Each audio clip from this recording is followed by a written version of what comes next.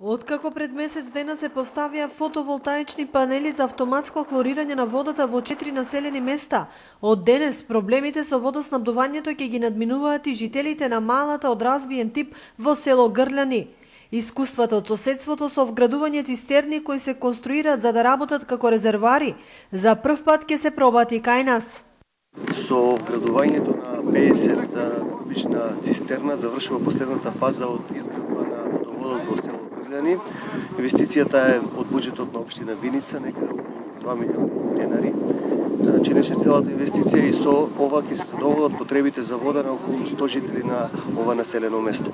Пред месец дена некаде беше поставен фотоволтаичен систем за хлорирање, односно хлоринатори на водоводите на 4 населени места.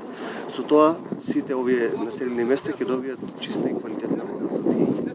Овој капацитет на цистерната ќе биде доволен за потребите на местното население, тврдат надлежните од јавното комунално предпријатие, кои имаат обврска постепено да го преземат управувањето со сите селски водоводи. Фирмата која што го доби тендерот и која што испорача цистерната ќе дојде на лице место да ги стави